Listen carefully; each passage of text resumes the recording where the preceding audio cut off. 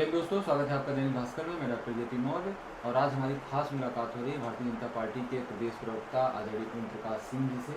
हम विभिन्न बिंदुओं पर चर्चा करेंगे और खास करके प्रधानमंत्री मोदी जी ने पूर्व प्रधानमंत्री नेहरू जी के अपने लंबे कार्यकाल के रिकॉर्ड को पीछे छोड़ करके एक नया रिकॉर्ड स्थापित किया है। इस संदर्भ में बहुत बहुत स्वागत है सर हमारे चैनल में। धन्यवाद। प्रधानमंत्री मोदी जी ने पूर्व प्रधानमंत्री नेहरू जी के जो कार्यकाल था प्रधानमंत्री का, उसको पीछे छोड़ करके एक नया रिकॉर्ड बनाया है। इसको आप कैसे देखते हैं? आज का दिन जो है भारतीय राजनीति के इतिहास में स्वर्णाक्षरों में लिखा जाएगा। जब देश की आज़ादी के बाद निर्वाचित प्रधानमंत्रियों की बात आएगी तो इस देश के सबसे लोकप्रिय और दुनिया के लोकप्रिय प्रधानमंत्री आदरणीय नरेंद्र मोदी जी का कार्यकाल सबसे लंबे समय के रूप में याद किया जाएगा। पहली चीज़ यह है कि इस देश ने देखा है कि इस देश में जन कल्याणकारी योजनाएं, गरीबों का कल्याण और अभूतपूर्व विकास दोनों एक साथ देश ने देखा है कि देश में गरीब कल्याणकारी योजनाएं भी चल रही हैं, गरीबों का उत्थान भी हो रहा है और देश का चतुर्मुखी अभूतपूर्व विकास भी हो रहा है। नेहरू जी से तुलना कार्यकाल की जो की जा रही है, नेहरू जी का अब तक जो है सबसे ज़्यादा कार्यकाल निर्वाचित प्रधानमंत्री के रूप में 4,398 दिन का है। आज मोदी जी का कार्यकाल 4,399 दिन का हो गया, इससे सबसे लंबा का। और दूसरी बात, जहाँ तक आप प्रधानमंत्री जी के कार्यकाल, लंबे कार्यकाल की बात कर रहे हैं, वही उत्तर प्रदेश के यशस्वी मुख्यमंत्री आदरणीय योगी आदित्यनाथ जी का भी देश की आज़ादी के बाद निर्वाचित मुख्यमंत्रियों में सबसे लंबा कार्यकाल आज के तारीख में योगी जी का हो गया। इस अवसर पर मैं मोदी जी और योगी जी दोनों को मैं बधाई देना चाहता हूँ। सर, प्रधानमंत्री नेहरू जी और मोदी जी की जो उपलब्धियां रही हैं उनके कार्यकाल में, उसको आप कैसे देखते हैं? कौन कौन सी उपलब्धियों को आप प्रमुख मानते हैं? देखिए, नेहरू जी के कार्यकाल में उनकी जो उपलब्धियां थी उनकी थी, मैं उसके बारे में नहीं बताना चाहूँगा। लेकिन 26 मई 2014 को जब नरेंद्र मोदी जी ने प्रधानमंत्री पद की शपथ लिया था, तब विपक्ष को ये अनुमान नहीं था कि जो मोदी जी आज 26 मई 2014 को प्रधानमंत्री के रूप में शपथ ले रहे हैं, वो देश के सबसे ज़्यादा लंबे कार्यकाल के प्रधानमंत्री साबित होंगे। तो ये तो बहुत बड़ी उपलब्धि है। और आप देखिए, 2014 में जब मोदी जी ने प्रधानमंत्री का शपथ लिया, उस समय पूरे देश में भारतीय जनता पार्टी की 7 प्रांतों में सरकारें थी। आज मुझे कहते हुए गर्व हो रहा है कि आज देश के 22 प्रांतों में भारतीय जनता पार्टी की सरकार है। ये बहुत बड़ी उपलब्धि है। दूसरी बात, राजनीति को काजल की कोठरी माना जाता है, लेकिन इस काजल की कोठरी से में प्रधानमंत्री मोदी जी ही ऐसे प्रधानमंत्री हुए जिनके साथ परिवारवाद का कोई ठप्पा नहीं। उनका बेदाग चेहरा, इतने लंबे कार्यकाल, 12 साल यहाँ, 15 साल मुख्यमंत्री, 27 साल में उनका चेहरा बेदाग है, ऊपर कोई भ्रष्टाचार का आरोप नहीं। दूसरे, उनकी सरकार पर भी भ्रष्टाचार का कोई आरोप नहीं लगा कि कोई भ्रष्टाचार का आरोप लगाए, और जिन लोगों ने मोदी जी के ऊपर आरोप लगाया उनको सुप्रीम कोर्ट में जाकर के माफ़ी मांगनी पड़ी। प्रधानमंत्री जी ने कई जन कल्याणकारी योजनाएं शुरू की हैं जब से वो आए हुए हैं सत्ता में, खास करके 2014 से।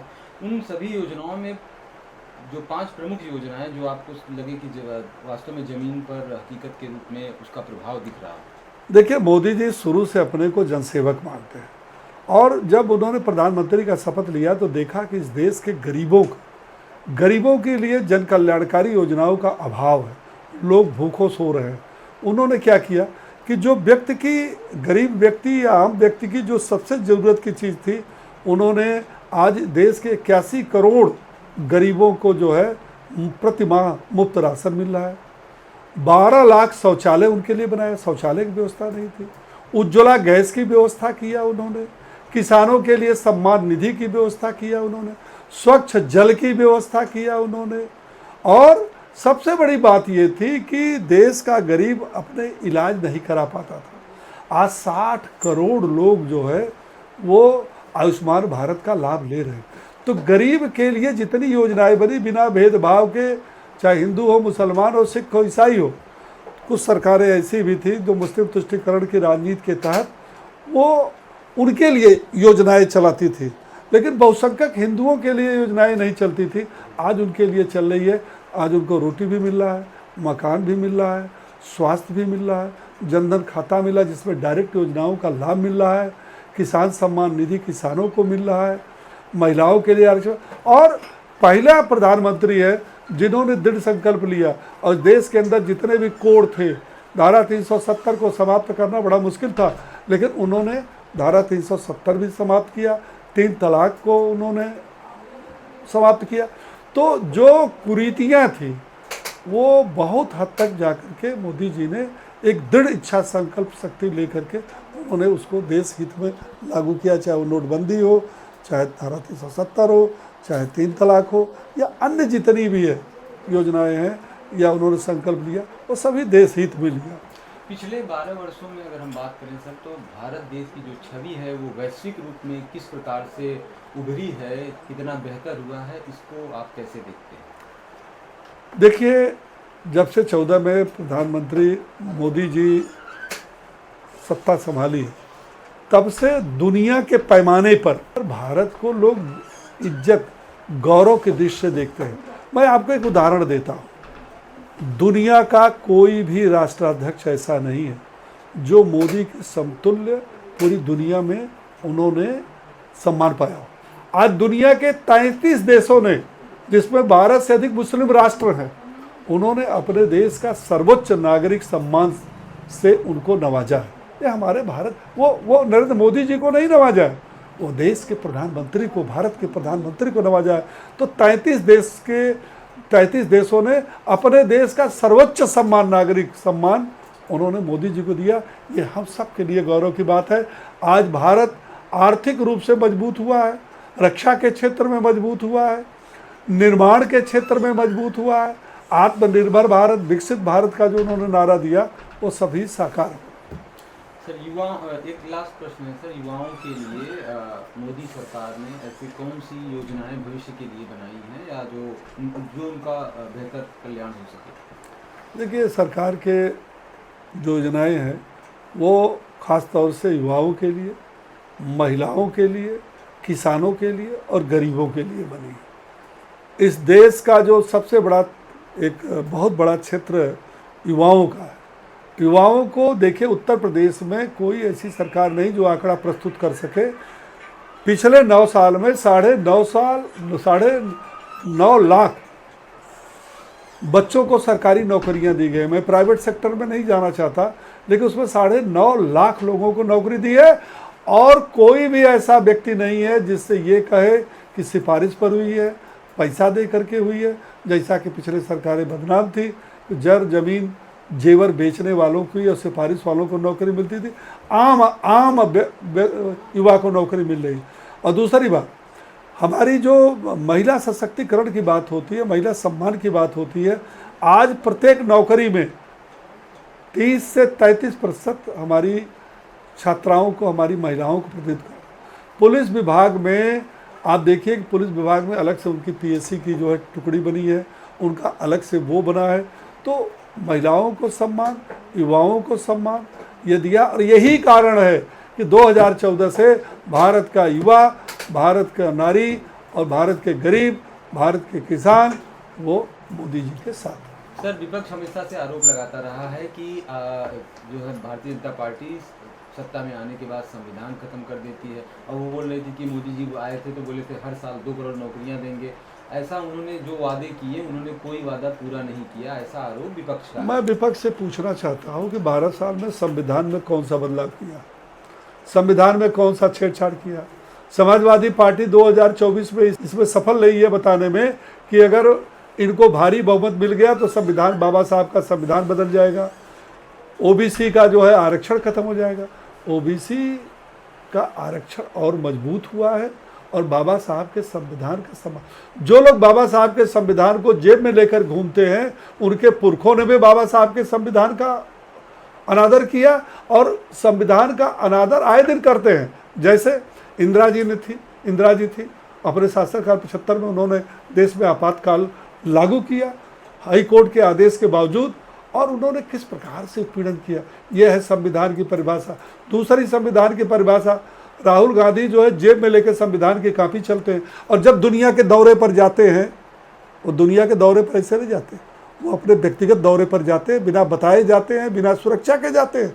इस पर भारत सरकार की सुरक्षा एजेंसियों ने ऑब्जेक्शन किया कि आपकी सुरक्षा जब देश के अंदर इतनी है तो बाहर जाइए बताइए, लेकिन उनके ऊपर कोई प्रॉब्लम। और जब वो विदेशों में जाते हैं तो भारत का कहते हैं भारत में लोकतंत्र ही नहीं है, भारत में संविधान नहीं है, और इतनी बड़ी बचकानी बात करते हैं कि उन राष्ट्रों से, छोटे छोटे राष्ट्रों से कहते हैं कि आप भारत में हस्तक्षेप करिए, भारत का संविधान और लोकतंत्र खतरे में। तो लास्ट प्रश्न है सर, चलते चलते एकदम से, कि नारी शक्ति वंदन को लेकर के बहुत चर्चा परिचर्चा पक्ष और विपक्ष दोनों में, सत्ता पक्ष और विपक्ष दोनों में रही है, बहुत ही मतभेद रहे हैं। इसको कैसे देखते हैं, क्या आदरणीय मोदी जी इस बिल को पास करा पाएंगे वास्तव? देखिए, जब विपक्ष ने अपनी मंशा नारी शक्ति बंधन के रूप में लोकसभा के अंदर और बाहर अपना दिखा चुके हैं, हाथी के दो दांत, खाने के अलग दिखाने के अलग। बाहर ये नारी शक्ति बंधन की बात करते हैं, समर्थन करते हैं, और लोकसभा में विरोध करते हैं। लेकिन मोदी जी ने भी उस दिन कह दिया लोकसभा के अंदर कि ये मेरा संकल्प है और ये लागू हो करके रहेगा। आप बताइए, अगर हमारी बहनों को, महिलाओं को 33% आरक्षण लोकसभा विधानसभा में मिलता है तो इनको क्या देरी है? उसमें देरी, उसमें खतरा परिवारवाद को है, जो परिवारवाद के सहारे चल रहे हैं। और यह देखिए, देश की राजनीति में जितने लोगों ने परिवारवाद का सहारा लिया वो धीरे धीरे सब समाप्त हो गए। राहुल गांधी परिवारवाद की ही देन है, अखिलेश यादव परिवारवाद की ही देन है। अखिलेश राहुल गांधी ने जब से कांग्रेस में कांग्रेस की कमान संभाली है, इन जो 5 राज्यों का चुनाव हुआ है, इसमें हारने के बाद 1 शतक 100 चुनाव हार चुके हैं। वही अखिलेश यादव अपने बलबूते पर कोई सरकार नहीं बना पाए। 14 से लेकर के अब तक नगर पालिका का चुनाव नहीं जीत पाए, जिला पंचायत अध्यक्ष का चुनाव नहीं, विधान परिषद का चुनाव नहीं जीत पाए, और विधानसभा की बात तो छोड़ दीजिए। जबकि जब 14 में चुनाव हुआ लोकसभा की तो सरकार उनकी थी, 2017 में विधानसभा के चुनाव हुई तो उनकी थी, तब तो आरोप नहीं लगा सकते। और जो ये आरोप लगाते हैं, ये अपने अयोग्यता को छिपाने के लिए, अपने परिवारवाद को छिपाने के लिए। अखिलेश यादव क्यों नहीं बोल देते? MY की बात करते हैं, PDA की बात करते हैं, वो घोषणा कर दे कि भाई अब परिवारवाद बहुत चला, अब अगर समाजवादी पार्टी का राष्ट्रीय अध्यक्ष होगा, सैफई परिवार से अलग होगा, प्रदेश का मुख्यमंत्री होगा, सैफई परिवार के अलग से होगा। राहुल गांधी का परिवार यह कह दे कि निकट भविष्य में कभी हम प्रधानमंत्री नहीं बने, तो मैं जानूँ। ये तो परिवारवादियाँ, वंशवादी पार्टियां हैं, वंशवाद के सहारे वही चल रहा है। बहुत बहुत धन्यवाद सर हमसे बात करने के लिए। धन्यवाद।